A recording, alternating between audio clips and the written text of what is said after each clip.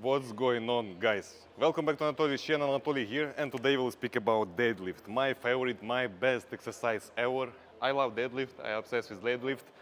And today we will speak about technique, about life hacks, about mistakes. And guys, I will speak on my native language because it will be more comfortable for me, it will be more comfortable for us. Why? Because I will explain much better. Let's go. Okay, guys, so there are two types of deadlift technique. The sumo technique with the wide feet positioning and the classic deadlift. Today I'll talk about both of these techniques, and before we begin the actual deadlifting, I'll do this.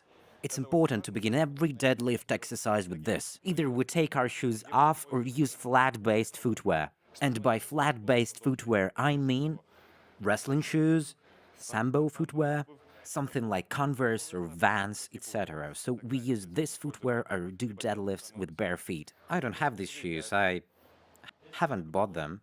It is more convenient for me to do it barefoot. This is needed to achieve the maximum amount of traction with the surface, so our feet can be in the most stable position, because in these sneakers with fillings, with cushions, with midsoles, our feet will wobble, increasing the risk of receiving an injury in this highly unstable position. Guys, we begin with classic deadlift, and after that we'll get to the sumo technique, because classic is our foundation, is our base, it gives us strength for legs, for the back, for the whole body.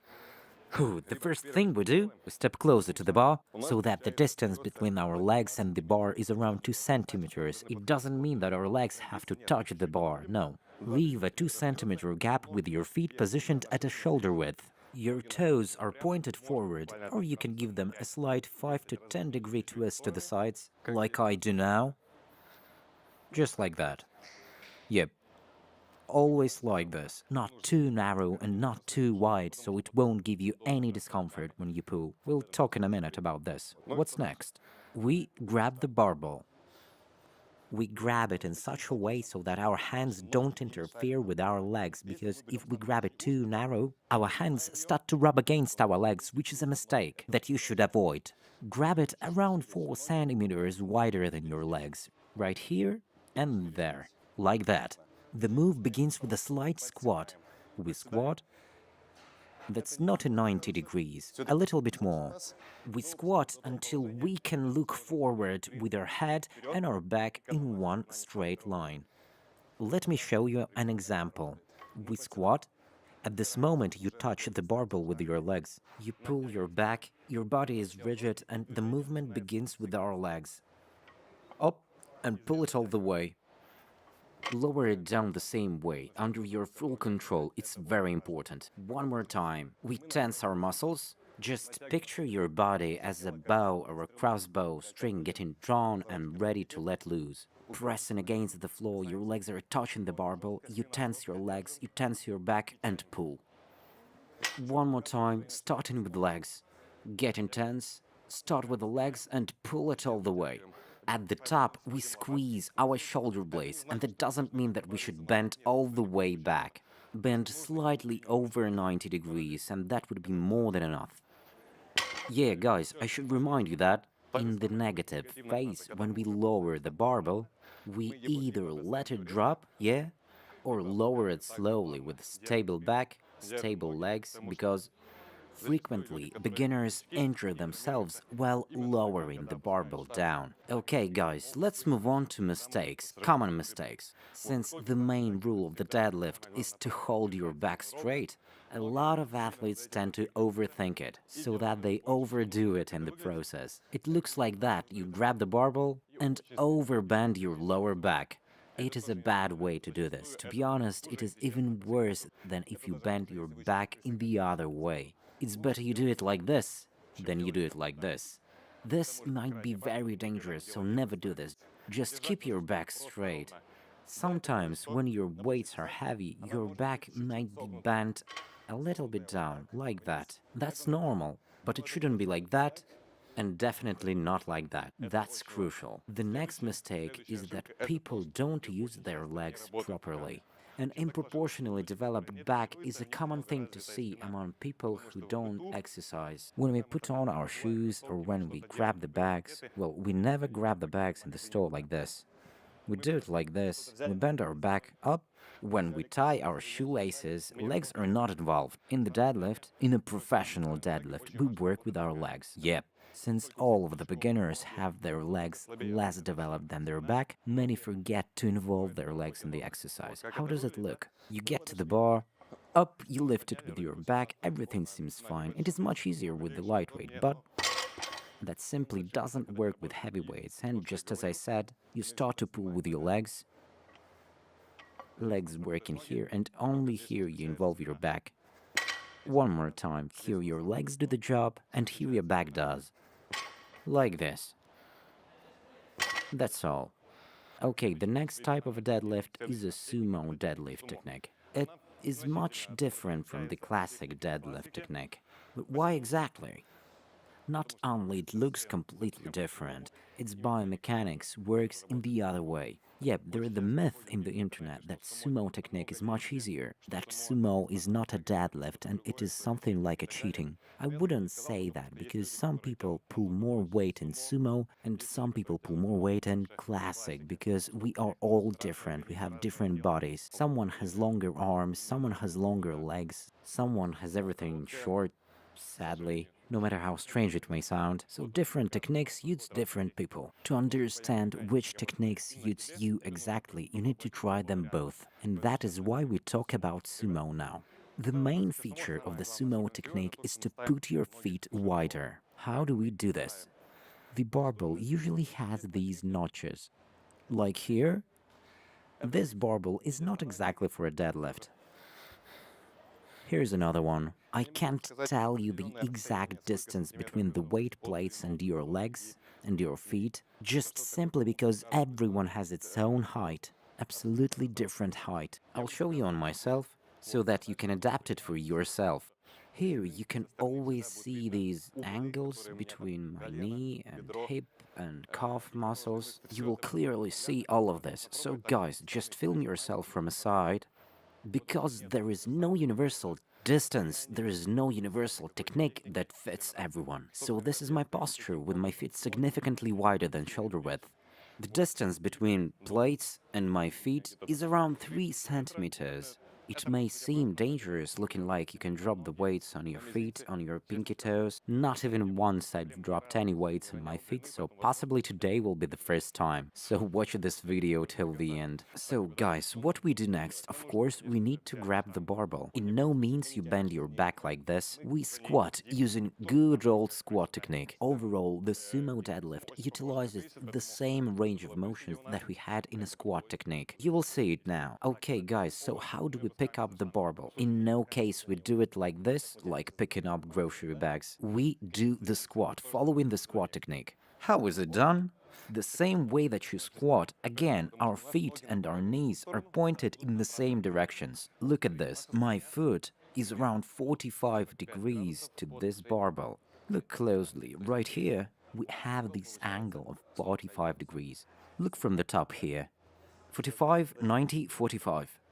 Remember, 45 degrees from the barbell, and our knees are pointed just in the same direction. How does it work? We squat until we grab the barbell. Clearly, you won't be able to do a deep squat with a straight back, that would be wrong.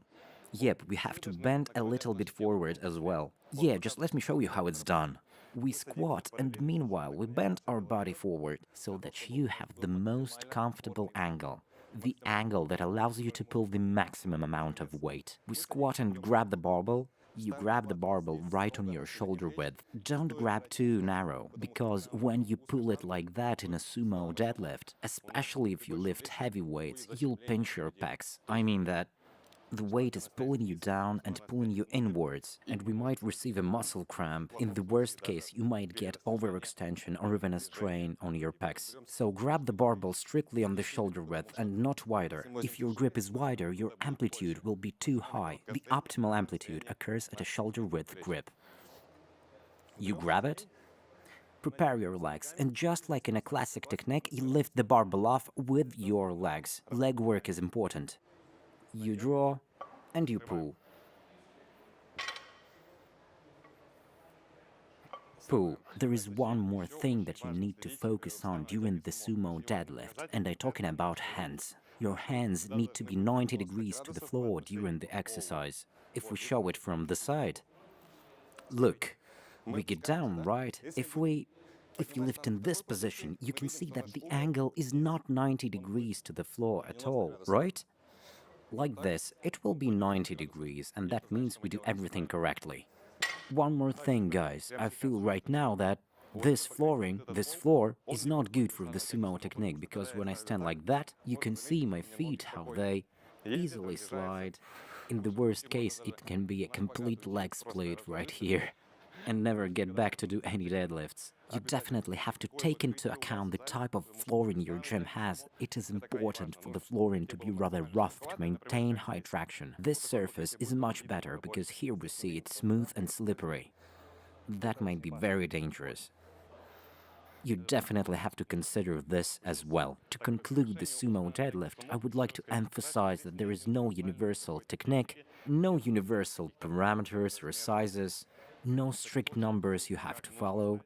The only thing you have to maintain is a 45-degree angle between your feet and the barbell, knees aligned with your toes. Keep in mind, the distance between your feet you choose by yourself, because we all have different leg length, different anthropometry, so do it as you feel comfortable. In any case, you'll need some time to find this comfortable position. And it's totally fine if it takes 1 month or 2 months. I, for example, have spent almost half a year to find the most comfortable angles, because the correct technique is correct with 90 degrees here, 45 degrees there. However, does it suit you? Should the distance between your feet be specifically defined? Do you have to maintain any specific angle for your pelvis? Because someone can sumo deadlift in this position, with the legs projecting forward, just like in a squat, right? The same posture, but we do the deadlift, while someone will place their legs as wide as possible. If you stretch well, by the way, the sumo deadlift requires your hip adductors to stretch well. It is a butterfly machine and different exercises that stretch our hip adductors. Who can stretch well can stand like that, and with a much lower amplitude, easy lift, easy drop. Shorter amplitude makes it much easier to do. That's not for everyone though, that's for those who can do leg splits, and for those who have rather well-developed leg muscles. So find your own comfortable position, just try and experiment following these angles I've told you about. Following this video, and don't forget to film yourself to compare your technique to mine. And later, after some time, after some attempts, trials, sometimes even mistakes, but it is important to make those mistakes with low weights, not when you lift heavy and work out to the fullest. So technique comes first. Only then you increase the weight and start your workout according to the program. You have an access to this program at least for 6 months. You have at least 4 months to learn the deadlift technique, since the program is 2 months long. Guys, I would also like to talk to you about the grip technique. You've probably seen people using alternate switch grip, overhand grip, someone uses wrist straps. So how should you do it? With or without strips, this grip or that? It is up to you, though I recommend using wrist straps. If you lift heavy, use wrist straps. For example, if you lift up to 80% of your maximum weight, just use a regular overhand grip. It looks like this. Nothing sketchy, just a regular overhand grip. With the fingers on top, you pull. With a much heavier weight, you won't be able to hold the barbell like this. Use wrist straps.